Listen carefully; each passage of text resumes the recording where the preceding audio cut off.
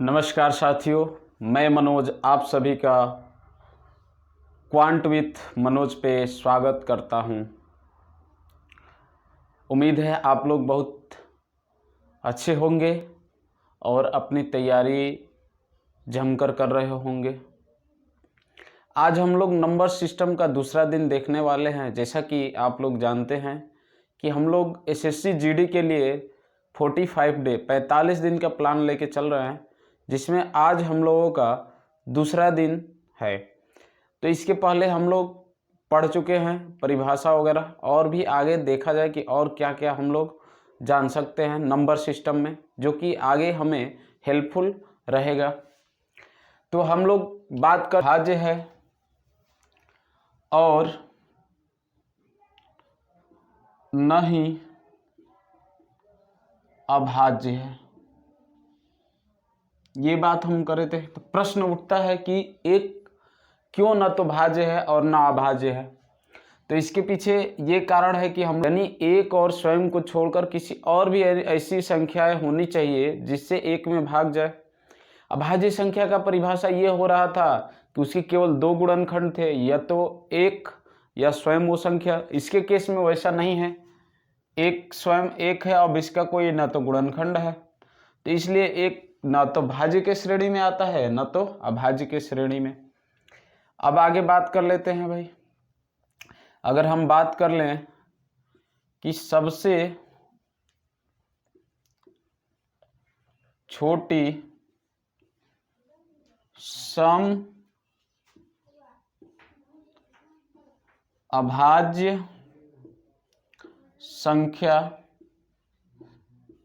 कौन सी है, तो दो हो जाएगी। सबसे छोटी सम अभाज्य संख्या तो क्या हो जाएगी, दो हो जाएगी। अगर आपसे कह दे कि सबसे छोटी विषम अभाज्य संख्या, विषम अभाज्य संख्या, तो वो कौन हो जाएगा, तीन हो जाएगी भाई। सबसे छोटी सम अभाज्य संख्या दो, सबसे छोटी विषम अभाज्य संख्या क्या हो जाएगी, तीन हो जाएगी। अब आपसे कह दे कि एक अंक की सबसे बड़ी अभाज्य संख्या, तो क्या हो जाएगा भाई, सात। फिर दो अंक की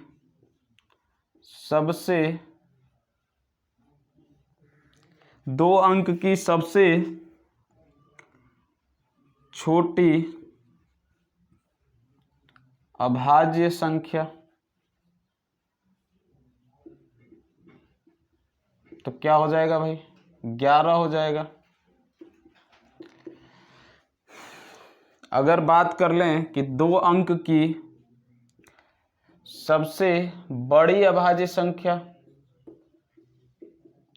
तो ये आपका 97 हो जाएगी।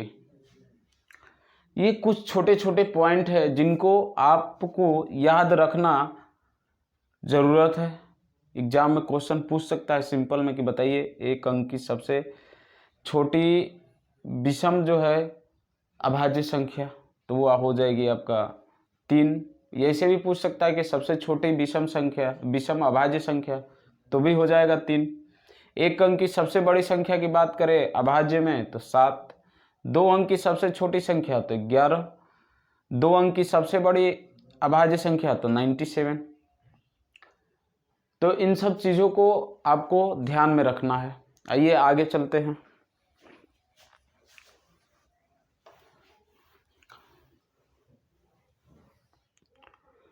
क्वेश्चन पूछता है कि बताइए यह 70 तक 50 तक कितनी अभाज्य संख्या है, 100 तक कितनी अभाज्य संख्या है। तो आइए उनको देखते हैं। हम अभाज्य संख्या को जब कल पढ़ रहे थे तो लिखे हुए थे कि अभाज्य संख्या कितनी है। तो देखिए भाई, अभाज्य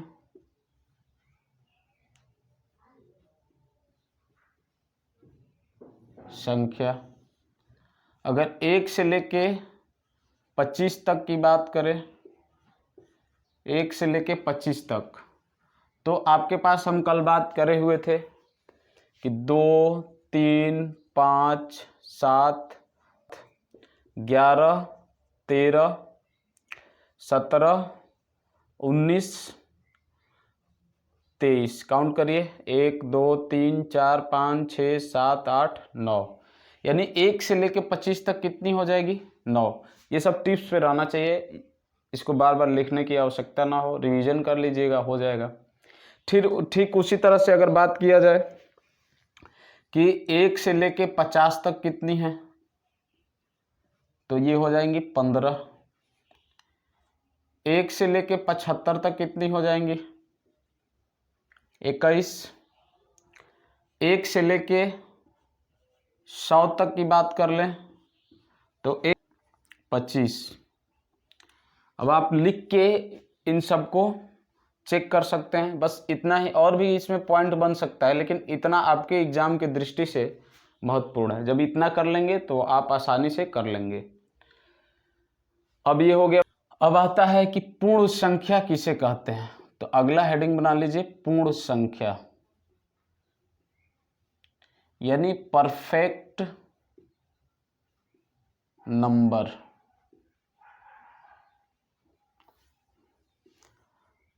तो वह संख्या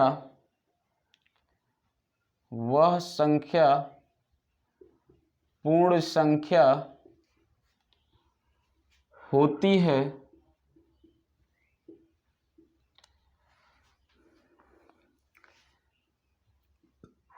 जिसके गुणनखंडों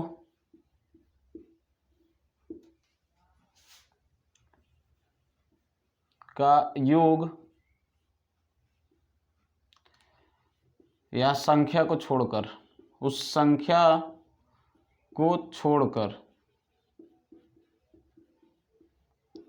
गुणनखंडों का योग उस संख्या के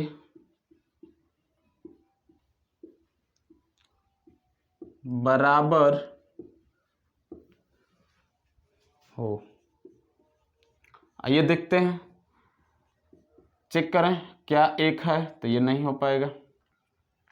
2, 1 और ये 2, इसको छोड़ दे रहे हैं तो ये 1 बच रहा है, तो इससे कोई मतलब नहीं है, ये भी नहीं हो पाएगा। 3 चेक कर रहे हैं तो वही सेम कंडीशन, 1, 3। 4 चेक कर रहे हैं तो 4 का गुणनखंड 1 हो जाएगा, 2 हो जाएगा, 4। इसको छोड़ के इन दोनों को जोड़ेंगे तो 3 ही होगा, इस संख्या के बराबर नहीं हो रहा है। 5 भी नहीं होगा। 6 देखते हैं, 6 का 1, 2, 3 और 6। संख्या को छोड़ना है, छोड़ दीजिए। 1 और 2, 3, 3 और 3, 6। यानी संख्या को छोड़कर उसके अन्य गुणनखंडों का योग संख्या के बराबर हो जा रहा है, तो उस संख्या को पूर्ण संख्या कहा जाता है। तो यहाँ से अगर हम देखा जाए तो ये हमारी पूर्ण संख्या पहले मिली कि पूर्ण संख्या क्या हो जाएगी? 6 हो जाएगी, और ये 1 अंक की पूर्ण संख्या हो जाएगी। 1 अंक की सबसे छोटी भी हो जाएगी, 1 अंक की सबसे छोटी पूर्ण संख्या। अगर 7, 8, 9 इस तरह ले रहे हैं तो भी नहीं होगी। सबसे बड़ी भी यही हो जाएगी, 1 अंक की सबसे बड़ी पूर्ण संख्या 6 हो जाएगी। और कौन सी है? 28 हो जाता है, और भी बहुत है। आपको बस ये चेक करना है कि पूर्ण संख्या के लिए हमको उसके गुणनखंड को ज्ञात करना है, उसमें जो संख्या है उसको छोड़ देना है, बाकी को ऐड करके संख्या के बराबर देखना है। जब उस संख्या के बराबर हो जाएगा उसका योगफल, तो वह संख्या क्या हो जाएगी? पूर्ण संख्या हो जाएगी। आइए आगे देखते हैं।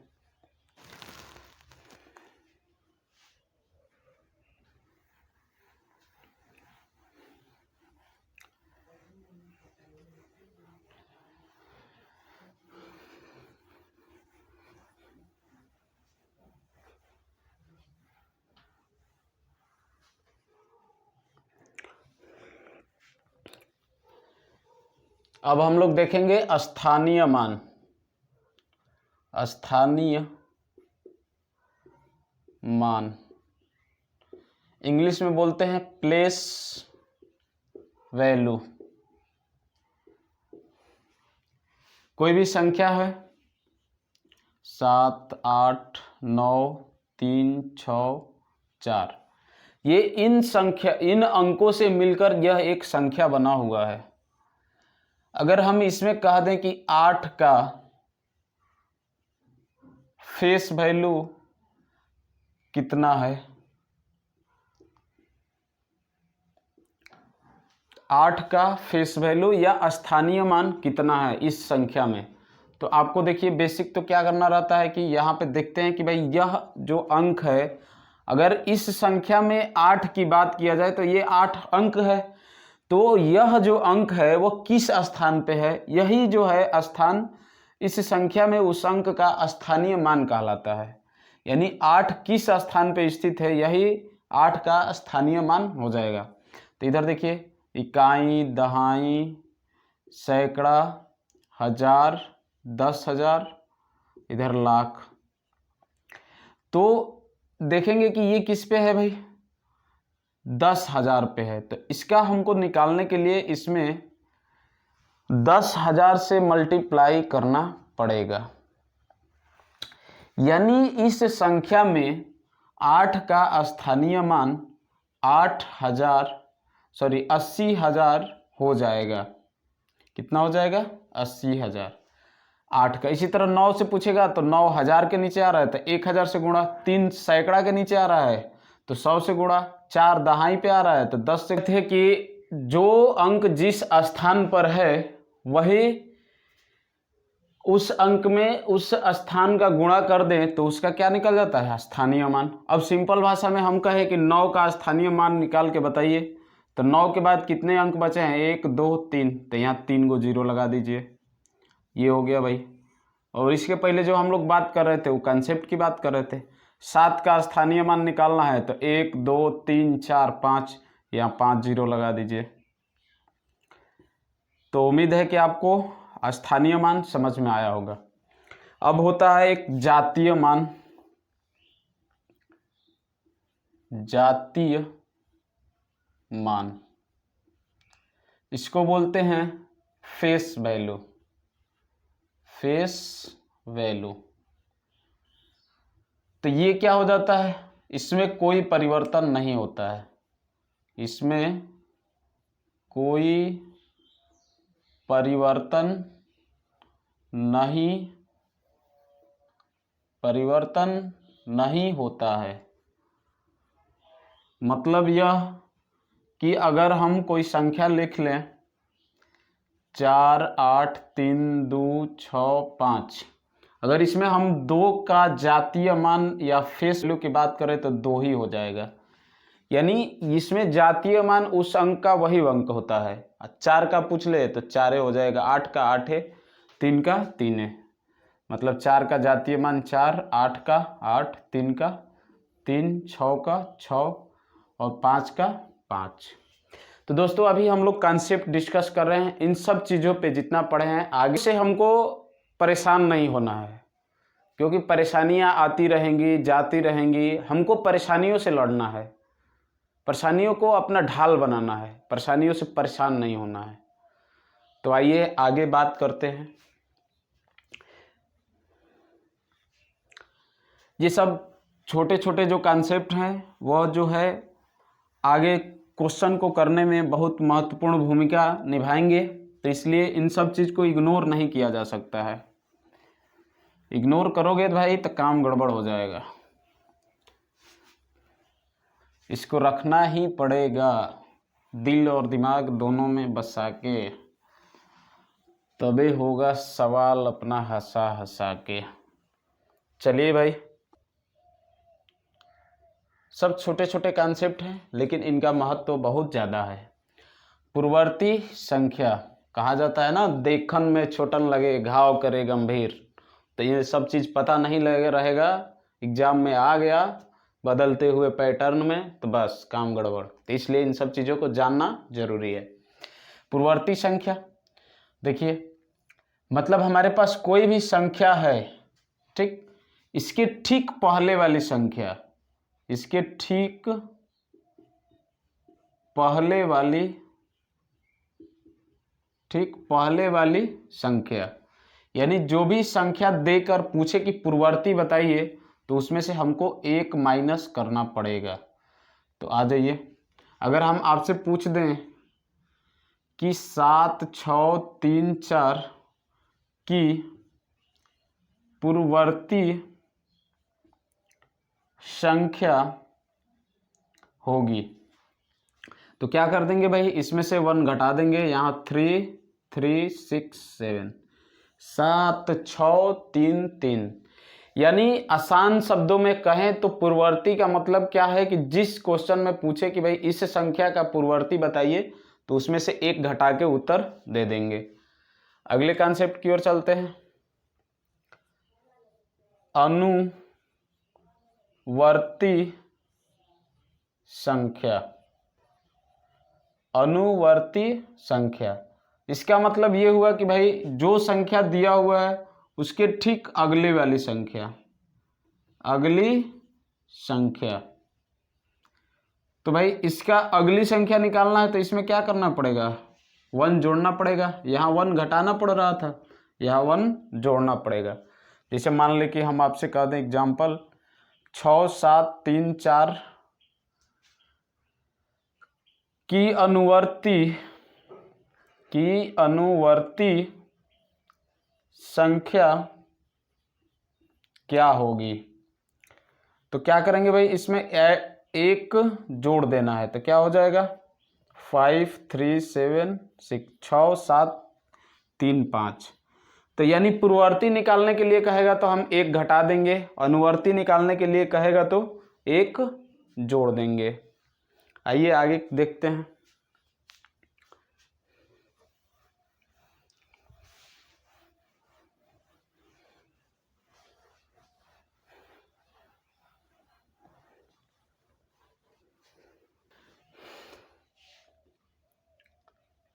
क्रमागत संख्याएं। क्रमागत संख्याएं, क्रमागत संख्या मतलब क्या हुआ भाई, लगातार आने वाली संख्याएं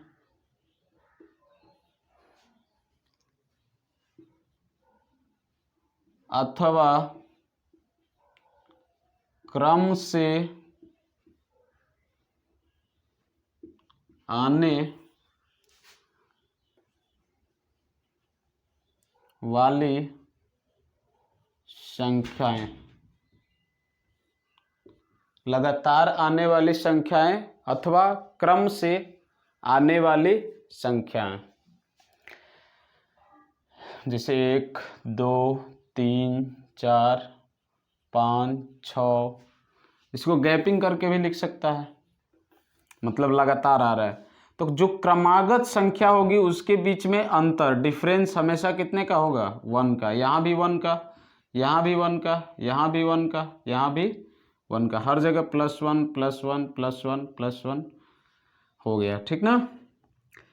यानी क्रमागत कहेगा तो उसमें जो अंतर रहेगा वो 1 1 का रहेगा। अब इसी तरह अगर हम आपसे बात कर लें क्रमागत सम संख्याएं। सम संख्याएं, सम संख्या के बारे में हम जान चुके हैं कि वे सभी संख्याएं जिसमें 2 से क्या हो जाए, पूरा पूरा भाग चला जाए, वो सब क्या होती है, सम संख्याएं होती है। अब हम लोगों को क्रमागत सम संख्या देखना है। तो अगर देखा जाए कि सम संख्या क्या होता है भाई, स्टार्ट होता है 2, 4, 6, 8, 10, 12 चल रहा है। तो यहां से देखेंगे तो इसमें गैपिंग कितने का हो रहा है, 2 से 4 पे जाने के लिए +2, यहां से भी जाने के लिए +2, +2, फिर +2, यानी सब जगह 2 2 की गैपिंग हो रही है। कब? जब हम क्रमागत सम संख्या की बात करें। तो जो क्वेश्चन हमारा फॉर्मेट होगा वहां पे ये सब दिया नहीं रहेगा। वहां तो ऐसे दे देगा कि 4 क्रमागत सम संख्याओं का योग इतना है, गुणनफल इतना है, उनके वर्गों का योग इतना है, और फिर उनमें छोटी संख्या बताइए, बड़ी संख्या बताइए। इस पे क्वेश्चन भी हम लोग करेंगे। तो आइए, अगर मान लेते हैं कि हम 2 को x मान ले या a मान ले, कुछ भी मान लीजिए। ये x बहुत काम का चीज होता है भाई। इसको हम मान लिए 2 को x, तो अब हमको 4 पे जाना है। 2 को x मान लिए तो हमको 4 को रिप्रेजेंट करना है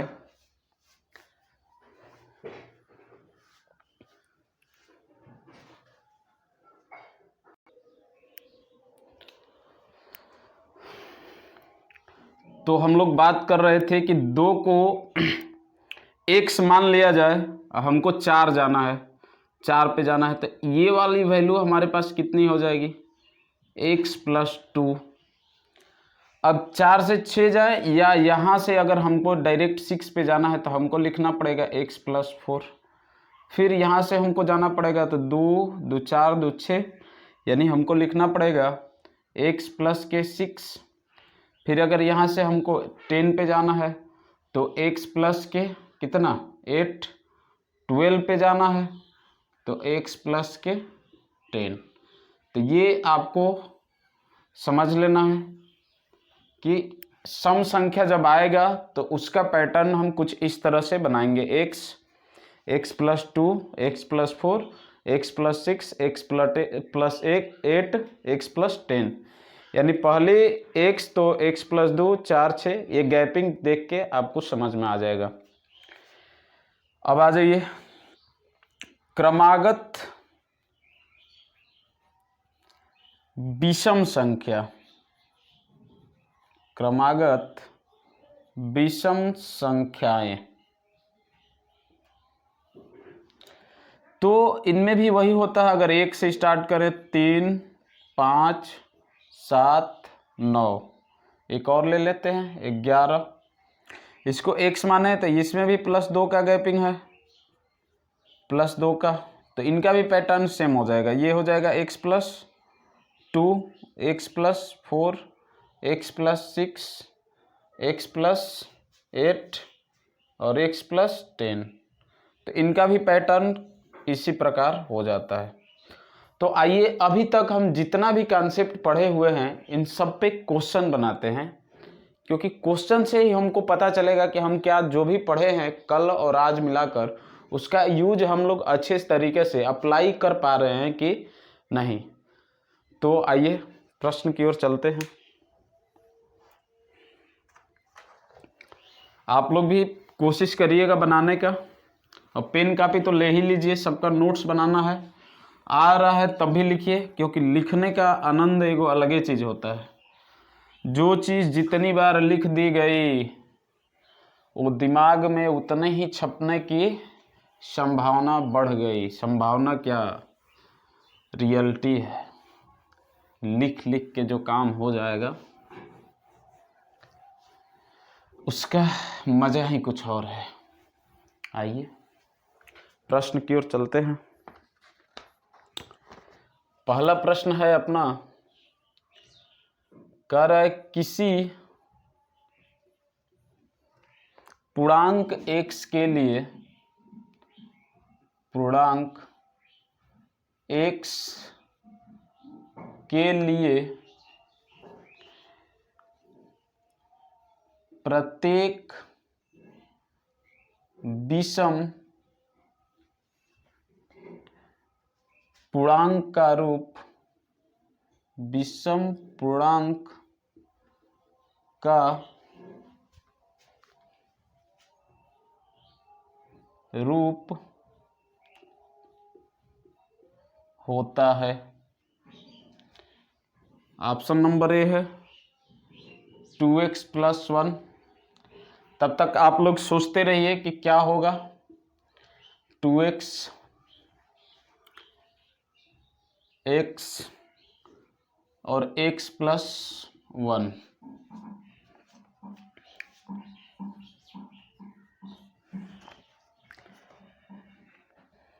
अगला है सबसे छोटी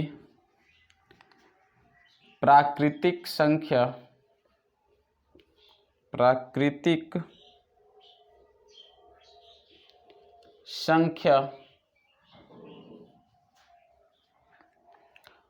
कौन है?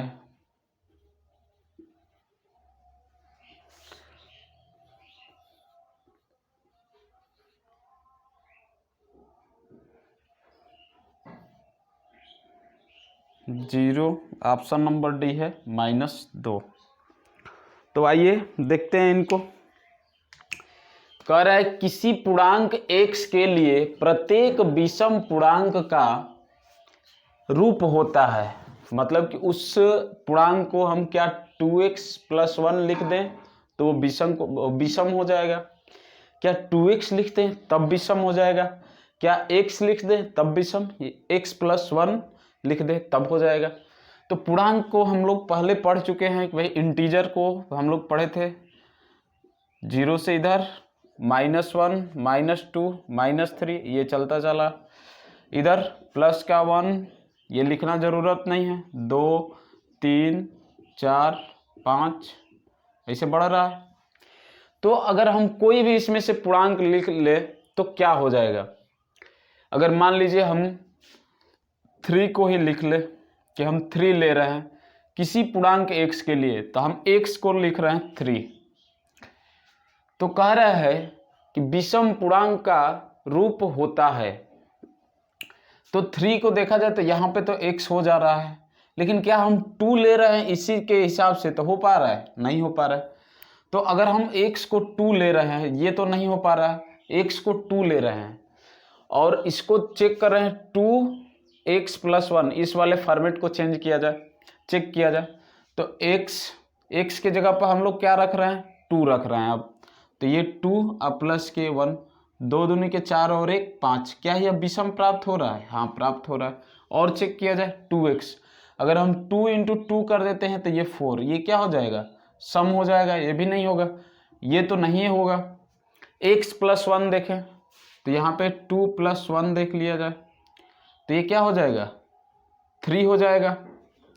लेकिन क्या ये ऑलवेज सत्य होगा? लेकिन इसके लिए हम अगर देख रहे हैं तो हमेशा क्या होगा? सत्य होगा। देखो 4 रख दें तो 4 गुणे x के जगह पर 4, तो 2 × 4 + 1 9। 5 के लिए रख दें 2 गुणे 5 + 1, 5 दूनी 10 और 1 11। क्यों ऐसा हो रहा है? क्योंकि किसी भी विषम संख्या की बात किया जाए और उसमें हम 2 से गुणा कर दें तो वो सम बन जाता है, और उसमें जब +1 कर देंगे तो वो विषम हो जाएगा। तो इसलिए ये जो हमारा व्यवस्था है, ये ऑप्शन जो है, यह विषम संख्या का जो रूप है परम सत्य है। आइए, सबसे छोटी प्राकृतिक संख्या कौन है? तो प्राकृतिक संख्या के लिए हम लोग पढ़े थे कि गिनती के लिए यूज में आने वाली सभी संख्याएं क्या हो रही थी? प्राकृतिक संख्या हो रही थी। इसे हम किससे डिनोट कर रहे थे? n से। और ये कहाँ तक चल रहा था भाई? तो 1 2 3 4 और ये इनफाइनाइट अनंत तक जा रहा था। चलो भाई, तो अब देखा जाए कि सबसे छोटी प्राकृतिक संख्या कौन है। तो देखो परिभाषा से ही क्वेश्चन बन गया, सबसे छोटी प्राकृतिक संख्या क्या हो जाएगी? 1 हो जाएगी। आइए अगले प्रश्न की ओर चलते हैं।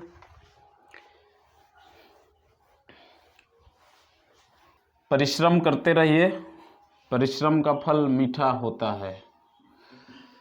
एक कहानी हम लोग पढ़े थे जब छोटे थे, तो कि एक आश्रम में एक शिष्य था, उसको कुछ नहीं आता था। आश्रम से गुरुजी उसको बहुत बार प्रयास किए कि भाई जो है वो तेज तरार बन जाए, लेकिन वो नहीं हुआ। अंत में गुरुजी परेशान होकर उसे बाहर निकाल दिए। तब जब वो घर की तरफ जा रहा था तो उसे प्यास लगा और कुएं के पास गया, तो देखा वहाँ पे कि जो बाल्टी में रस्सी बांधी गई है जिससे हम कुआं से पानी लोग निकाले हुए हैं, तो उस प्लास्टिक की रस्सी से कुएं की दीवारों पे निशान बन गया है। तो वो देखा कि ये बार बार लगातार कई बार, कोई गिनती नहीं है, उसमें रगड़ खा खा कर वो क्या कर दिए, उस रस्सी के द्वारा ही भी उस पत्थर या ईंट पे निशान बन गया है। तो वह तुरंत वहाँ से मुड़ा। उसके दिमाग में आया कि हाँ भाई, हम चलेंगे, लगातार मेहनत करेंगे, प्रयास करेंगे तो ज़रूर हमको कुछ ना कुछ तो आएगा ही। तो कहा गया है कि करत करत अभ्यास से जड़मत होए सुजान, रसरी आवत जात से सिल पे परत निशान। यानी मेहनत भाई कभी भी बेकार नहीं जाती है। मेहनत करिए, सही डायरेक्शन में मेहनत करिए, सफलता आपके कदमों में होगी। परेशान नहीं होना है। आइए अगले प्रश्न पे। क्वेश्चन नंबर 3 कह रहा है अपना,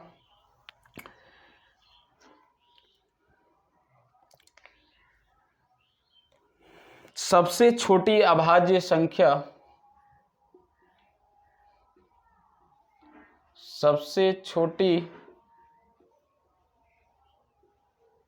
अभाज्य संख्या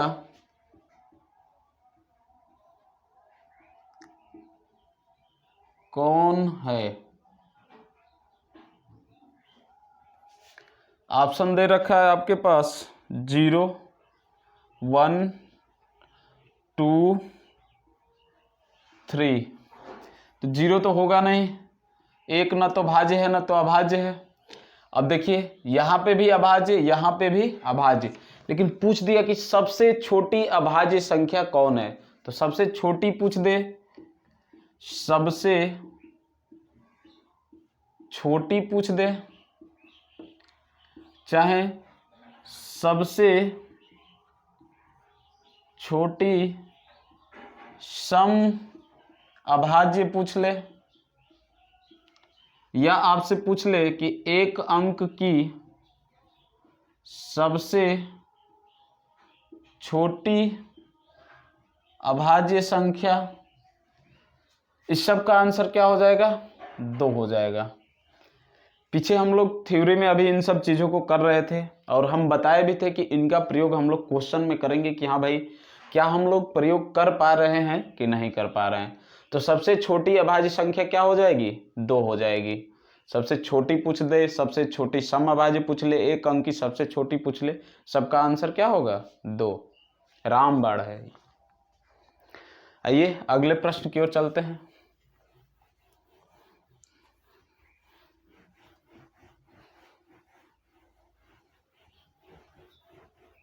चार कर निम्न में से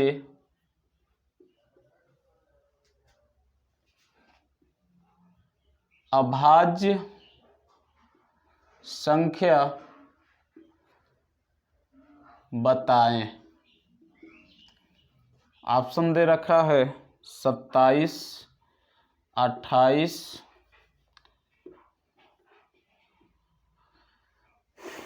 29 और इनमें से कोई नहीं, नन ऑफ दीज। तो यहाँ पे हम लोगों को अभाज्य संख्या चेक करना है। तो एक तरीका है कि भाई आप क्या कर ले, काउंटिंग में से देख लें कि हाँ भाई क्या 27, 28, 29 में से कोई अभाज्य है। या तो तरीका की बात करें तो जो तरीका होता है उसको हम लोग आइए देख लेते हैं। अगर हम 27 को चेक करें कि क्या यह अभाज्य संख्या है, तो हमको पहले ही पता चल जाएगा कि भाई परिभाषा से कि 27 के क्या क्या होते हैं, 1 और क्या 3 से और 9 से और 27 से। तो इसके क्या हो गए, स्वयं और एक को छोड़ के, स्वयं और एक को छोड़ के इसके अन्य 2 और फैक्टर है और गुणनखंड है। तो ये तो अभाज्य संख्या हो ही नहीं भाई, ये तो पहले ही खत्म। ये देखो, सम संख्या की बात करें तो इकलौती ऐसी संख्या जो कि सम है और अभाज्य है वो केवल 2 ही है, इसके अलावा और कोई नहीं है। तो ये 28 सम संख्या है, ये तो अभाज्य संख्या हो ही नहीं सकती है, इसको हटा दिए। ध्यान रखना है कि सम अभाज्य की बात करेगा तो 2 रहेगा तो वो होगा, इसके अलावा कोई भी सम संख्या नहीं होगा। अब हमको 29 को चेक करना है। तो 29 क्या है, तो देखें हम कि यहाँ पे 1 है और ये 29 है, ये 1 से कटेगी और 29 से कटेगी, इसके अलावा किसी अन्य संख्या से या अन्य कोई भी इसका गुणनखंड नहीं है। ये तो हो गया भाई थ्योरी से। अब कॉन्सेप्ट हम लोग कोई बड़ा सा क्वेश्चन आ जाए उसमें पूछ दे कि भाई अभाज्य संख्या बताइए, तो आइए कॉन्सेप्ट जानिए। ये 29 हमको पता चल गया कि है अभाज्य संख्या। अब इसको चेक करना है कि कैसे अभाज्य संख्या है, तो हमको इसके जस्ट आगे वाली मतलब ठीक आगे वाली कोई वर्ग संख्या देखना है। ठीक है भाई, देखें 29 के बाद कौन होता है? 30, ये नहीं है वर्ग। 31, ये भी नहीं है। 32, ये भी नहीं है। 33, ये भी नहीं है। 34, ये भी नहीं है। 35, ये भी नहीं है। 36 मिल गया भाई। 36 से इसके आगे आने वाली एक जो है क्या है? वर्ग संख्या है, तो हम 36 लिख लिए भाई। इसका वर्गमूल ले लिए, ये क्या हो गया? 6। 36 का वर्गमूल 6। अब इससे छोटी 6 से छोटी अभाज्य संख्याओं को लिखेंगे। 6 से छोटी अभाज्य संख्या को देखेंगे, तो 6 से छोटी अभाज्य संख्या क्या है भाई? 2 है, 3 है, 5 है, और बस 2, 3, 5। ये 2, 3, 5 में से किसी से भी अगर ये 29 कट जाता, विभाजित हो जाता, तो ये अभाज्य नहीं होती।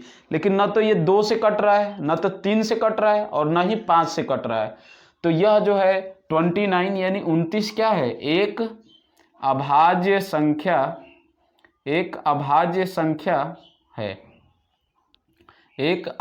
संख्या है। आइए एक बार और समझे। हमको चेक करना है कि क्या 29 एक अभाज्य संख्या है। तो इसके लिए हम क्या किए कि इसके ठीक आगे आने वाली एक वर्ग संख्या को देखें, तो हमारे पास 36 आ रहा था। इसका वर्गमूल निकाले तो आ गया 6। 6 से छोटी हम सभी अभाज्य संख्याओं को लिख लिए, 2, 3 और 5। चेक किए कि क्या ये 2, 3, 5 में से कोई भी 29 को विभाजित कर रहा है कि नहीं कर रहा। यदि कर रहा है तब तो ये अभाज्य संख्या नहीं होगी। लेकिन अगर ये 2, 3, 5 यानी इससे छोटी सभी अभाज्य संख्याओं से इसमें भाग नहीं जाता है, तो ये जो संख्या होगी वो क्या होगी? अभाज्य संख्या होगी। तो इसको इंपॉर्टेंट में लगा लेना भाई। अब इससे भी बड़ी भी दिया रहेगा, तो इसके लिए आपको क्या याद होना चाहिए भाई? वर्ग संख्याएं जो है वो याद होना चाहिए, तो अपना काम आसानी से हो जाएगा। आइए अगले प्रश्न की ओर चलते हैं। इस पे आधारित एक आप लोगों को होमवर्क का क्वेश्चन दे रहे हैं, उसको बनाइएगा और कमेंट बॉक्स में अपना आंसर आप लोग कमेंट कर दीजिएगा, ताकि हम देखें कि भाई कई लोग जो है मेहनत कर रहे हैं। क्वेश्चन नंबर 5 ऑप्शन दिया हुआ है 349 349। ऑप्शन नंबर बी दिया हुआ है 509। ऑप्शन नंबर सी दिया हुआ है 679। ऑप्शन नंबर डी है इनमें से कोई नहीं। इनमें से कोई नहीं। तो ये आप लोगों के लिए होमवर्क रहेगा, और इसका ऑप्शन आप लोग कमेंट बॉक्स में जरूर दीजिएगा, ताकि पता चले कि क्या आपको ये कॉन्सेप्ट समझ में आया है कि नहीं आया है। आइए अगले क्वेश्चन पे चलते हैं।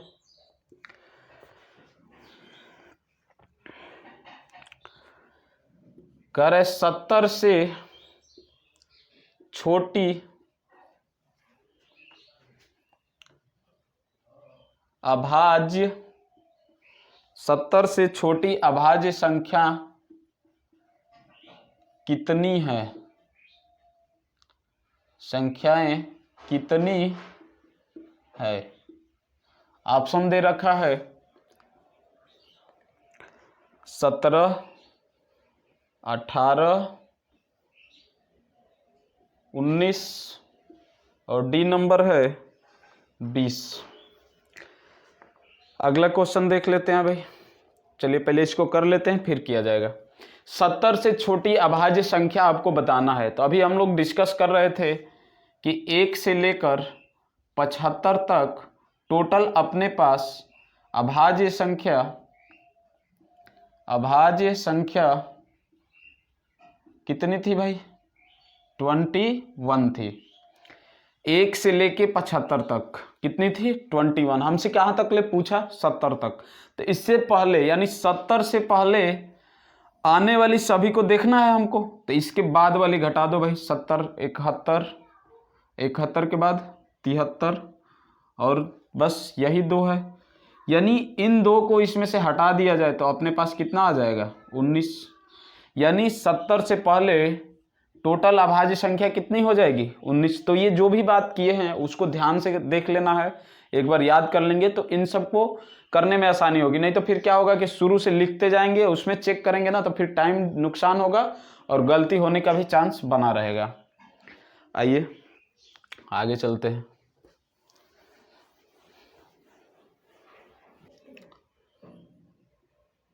क्वेश्चन 5 ये था 6।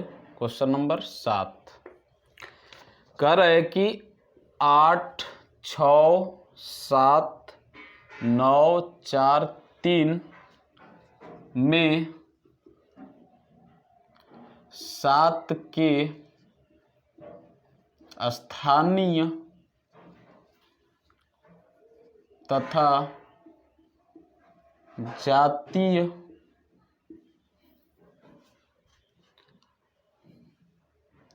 मान का अंतर कितना है? ऑप्शन दे रखा है 943 943। ऑप्शन नंबर बी दे रखा है 7936। ऑप्शन नंबर सी दे रखा है 6993। डी है नन ऑफ दीज। ठीक है, आइए देखते हैं। अभी स्थानीय मान और जातीय मान को हम लोग क्या करे हुए थे? डिस्कस करे हुए थे। अब हमारे पास ये दिया हुआ है 7 का स्थानीय मान और जातीय मान निकालना है। तो इसमें से हमको 7 का स्थानीय मान निकालना होगा। 7 का स्थानीय मान प्लेस वैल्यू क्या हो जाएगा? तो हम बताए कि इसके बाद जितने जीरो हैं उतने, जितने अंक है उतने जीरो क्या कर देना है? लिख देना है। तो 7 लिख के और इसके बाद से कितने हैं? 1 2 3, तो 3 जीरो लगा दिए। उसके बाद से कह रहा है कि इसके जातीय मान, तो 7 का जातीय मान यानी फेस वैल्यू क्या हो जाएगा? खुद 7 ही हो जाएगा। और इनका अंतर पूछा है तो घटा दीजिए भाई। 700 और माइनस का 7, 10 में से 7 गया 3, ये भी 9, ये भी 9 और ये 6। तो ये अपना ऑप्शन नंबर क्या हो जाएगा? सी। पीछे हम लोग बात कर चुके हैं, ये सब एग्जाम में पूछे गए क्वेश्चंस हैं, कहीं ना कहीं एसएससी के एग्जाम में इनको पूछा गया है। तो पैटर्न भी बदला हुआ है, तो हो सकता है क्वेश्चन पूछ सकता है। एक एक चीज को हम लोगों को देखते जाना है। आइए अगला क्वेश्चन देखते हैं। क्वेश्चन नंबर 8 करे 6, 8, 9, 2, 3, 5 में 9 और 3 के स्थानीय मानों का अंतर कितना है? ऑप्शन दे रखा है 9200, बी नंबर दिया है 8970, सी नंबर दिया है 6 और डी नंबर दिया है 40। तो ये भी क्वेश्चन आप लोगों के लिए होमवर्क रहेगा, आप लोग करिएगा और ऑप्शन हमारे कमेंट बॉक्स में क्वेश्चन नंबर लिख के और कमेंट कर दीजिएगा, ताकि हमको पता चलेगा कि हाँ भाई कितना आप लोग अवेयर हो और ये जो मेहनत हो रहा है इसका कितना लोग लाभ उठा रहे हैं। तो ये काम करना है, और भी जो काम है वो वीडियो के लास्ट में हम बताएंगे, जो आप लोगों से शिकायत है जिस पे आप लोग काम नहीं कर रहे हैं। एक गाना है शिकवा नहीं किसी से, किसी से गिला नहीं, जो नसीब में नहीं था वो हमको मिला नहीं। तो ये गाना जो है भाई हमको सूट आउट नहीं करता है। मेहनत करना है और जो है अपना नसीब खुद लिखना है, ठीक ना। और इसमें आप लोगों को हेल्प करना है हमारा भाई, बताएंगे लास्ट में बातचीत होगा। आइए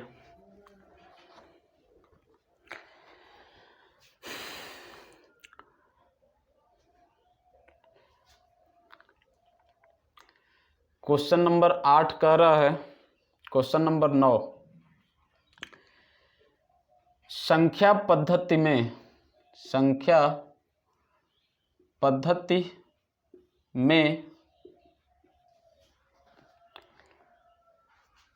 4 अंकों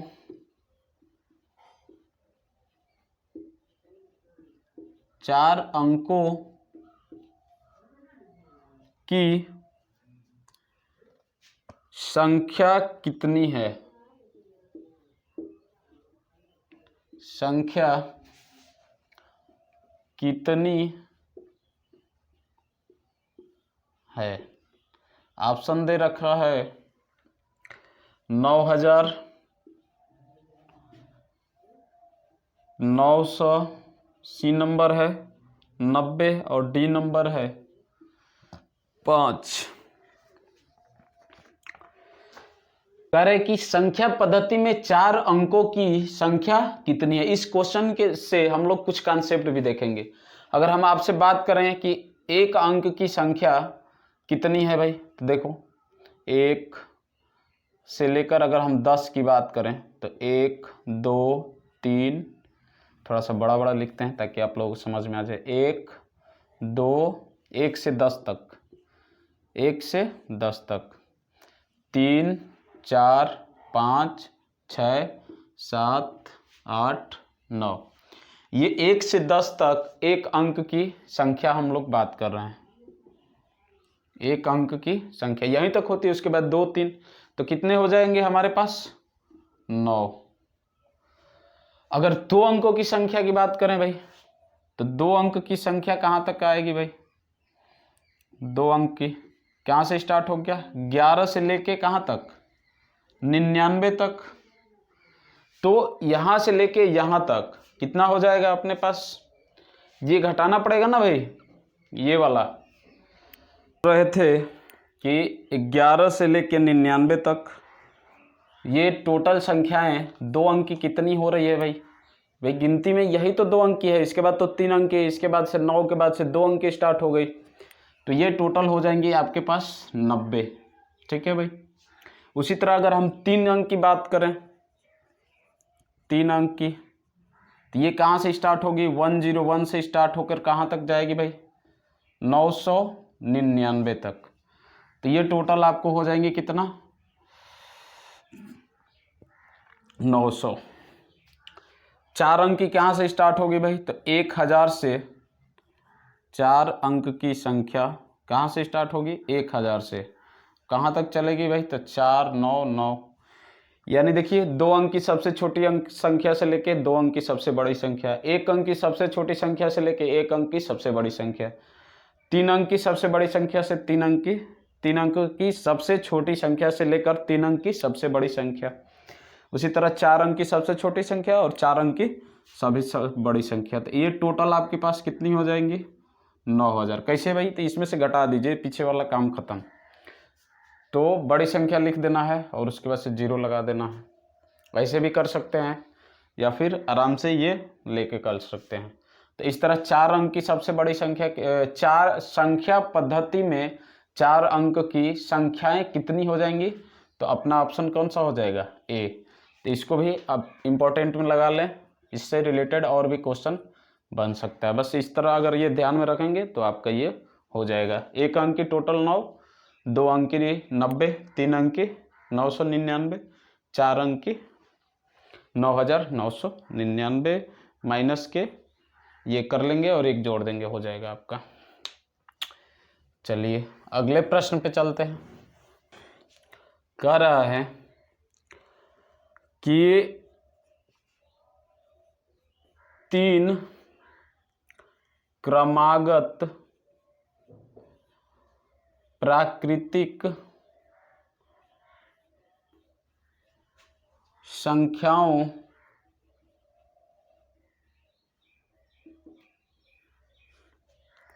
का योग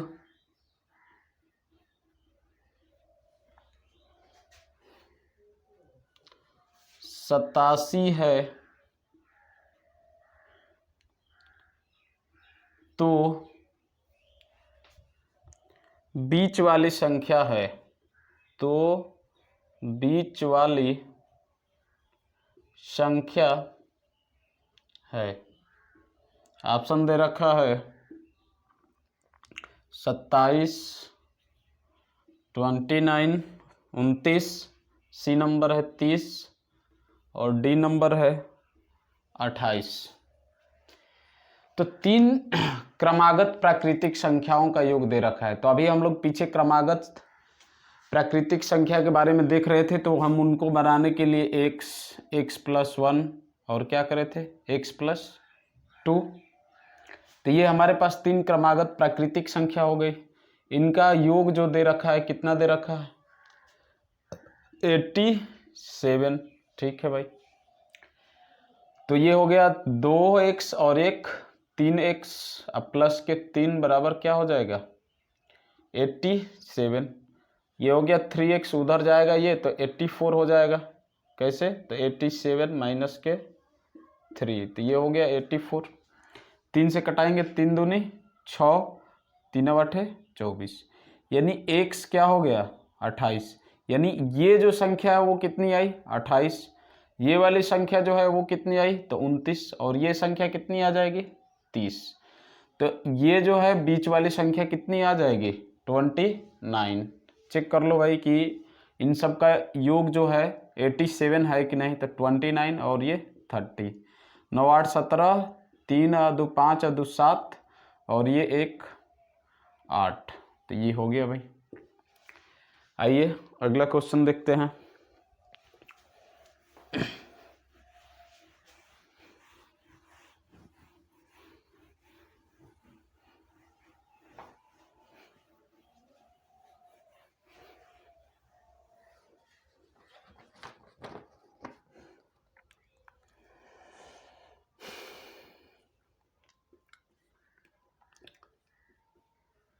तीन क्रमागत समपूर्णांकों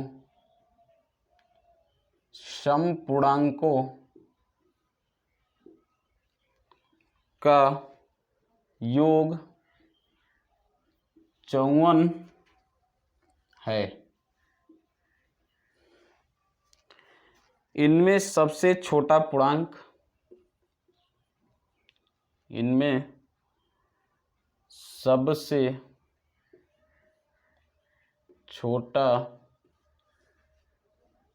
पूर्णांक ज्ञात कीजिए।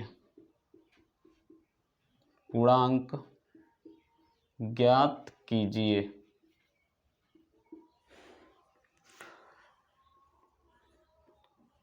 अठारह, बी नंबर है 15, सी नंबर है 14 और डी नंबर है 16। तो तीन क्रमागत समपूर्णांकों का योग इस बार दे दिया 54।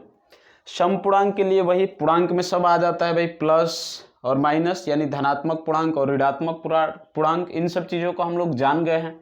तो सम अगर हमको 3 देखना है तो पहला अगर x ले रहे हैं तो अगला x+2, इसका अगला x+4, पीछे अभी बात कर रहे हैं जस्ट।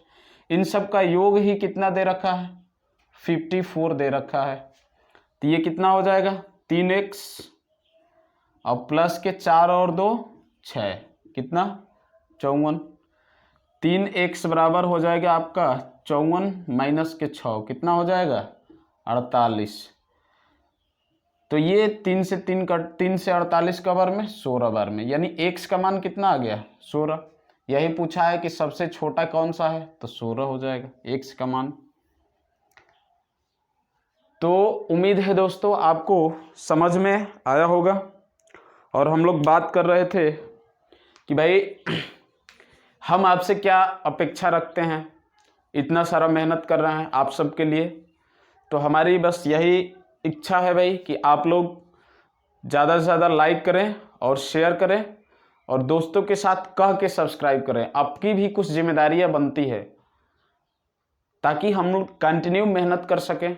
जो भी लोग देख रहे हैं, आप लोग कम से कम, ये हमारी प्रार्थना है, रिक्वेस्ट है आपसे कि आप जो है, एक आदमी देख रहा है, मतलब हमारे पास एक व्यू आ रहा है, तो वो 10 लोग जिनको इसकी आवश्यकता है, फ्री ऑफ कॉस्ट ये सब चीज़ें इतने आसानी से और इतने सरल तरीक़े से बताया जा रहा है, ये कहीं नहीं हो रहा है पूरे यूट्यूब के इतिहास में। तो आपका भी कर्तव्य बनता है कि आप क्या करें, अपने दोस्तों के साथ कम से कम एटलीस्ट तो 5-7 फ्रेंड तो सबके होते हैं, तो आप एक व्यू अगर आ रहा है तो वो 5 लोगों को बढ़ाएं। इस तरह अगर 20 आ रहा है तो 100 लोग हमसे जुड़ेंगे, 50 आ रहा है तो 250 लोग जुड़ेंगे। तो ये जब जुड़े रहेंगे तो हम भी और जोड़ लगा के मेहनत करेंगे, आने वाली और भी एग्जाम के लिए आपके लिए लेके आएंगे। लाइक कर दीजिएगा, अच्छा लग रहा है, हमारा मेहनत आप तक पहुंच रहा है बहुत। अगर है अच्छा लग रहा है तो आप अपने शब्दों में कमेंट बॉक्स में ज़रूर लिखें कि हाँ भाई हमारा मेहनत किस दिशा में जा रहा है, अच्छा कर रहे हैं कि नहीं कर रहे हैं। हर एक चीज़ लिख सकते हैं, आप स्वतंत्र हैं। तो आप क्या करिए, लाइक करिए, शेयर करिए और दोस्तों के साथ सब्सक्राइब करवाइए। जय हिंद, मिलते हैं फिर अगले वीडियो में।